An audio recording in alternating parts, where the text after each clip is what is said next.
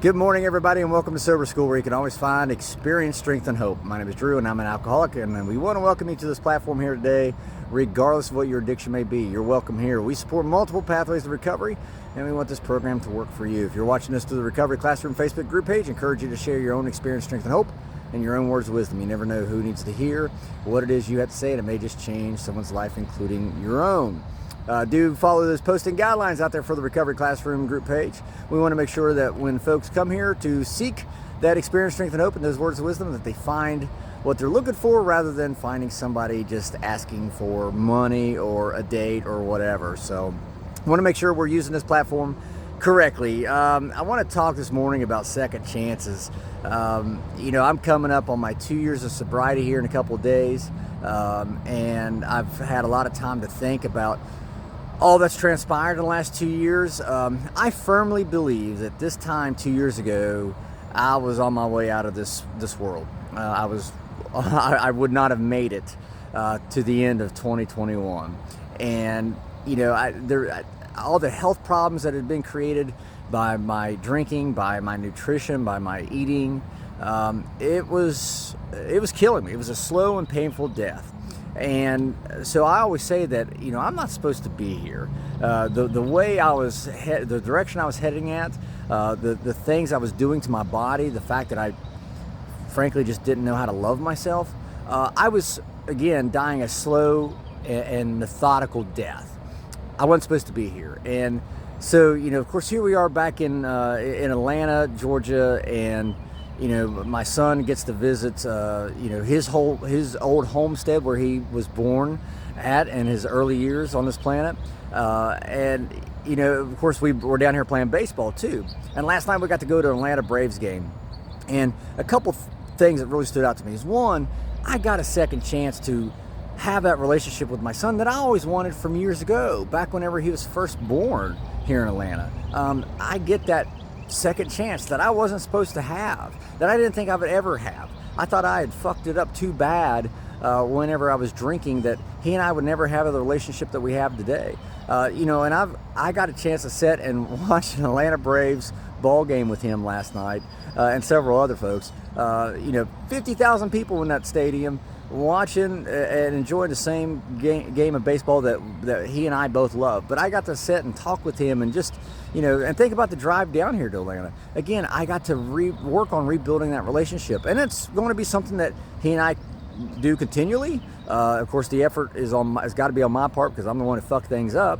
But, I have that second chance to rebuild that relationship with my son, with my daughters, with all the people that I have hurt over the years because of my alcoholism, because of my drinking.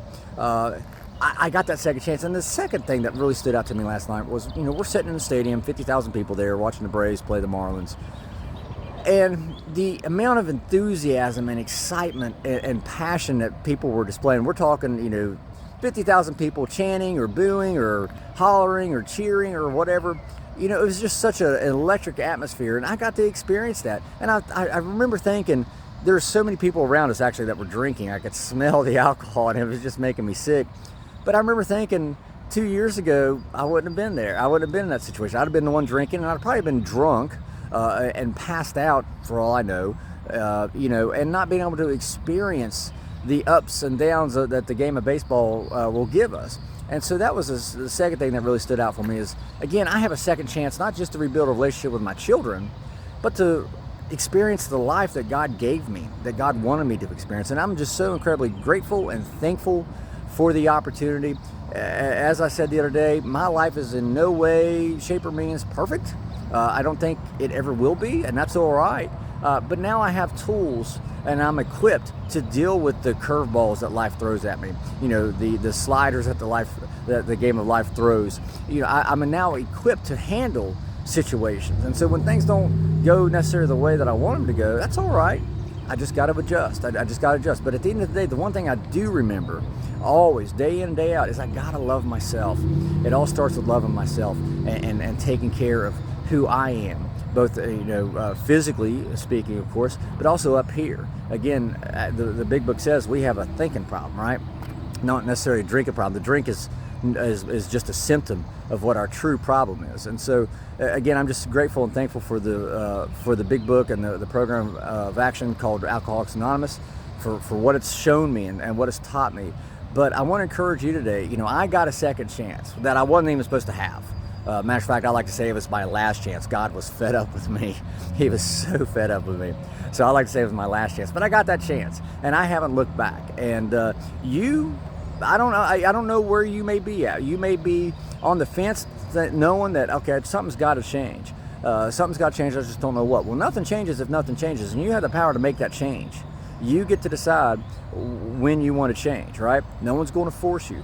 You may want that opportunity to rebuild relationships that you thought were too far gone, to better yourself, to get yourself in shape, to correct the wrongs that you had done throughout your years of the madness. You have an opportunity today, but you got to take that first step. You have to take that first step. I encourage you today, find a program of action that works for you. It doesn't have to be my program of action that I chose, which was AA. It could be NA, it could be any other program of action, any other step that you could take. Find it and take that step, and just focus on that step just for today. And so I want to encourage you here today. Second chances are possible. You may be seeking that second chance, and it's right around the corner. You just got to take that step. So with that being said, guys, I'll let you guys go. We got another kick-ass day of baseball, and I'm excited for it. So we'll see what happens and see how it all plays out. In the meantime, guys, if there's a topic you'd like to have discussed on the Recovery Classroom Facebook group page, please let us know. You can message us through the Recovery Classroom Facebook Messenger, or you can email me directly, Drew, D-R-E-W, @soberschool.org.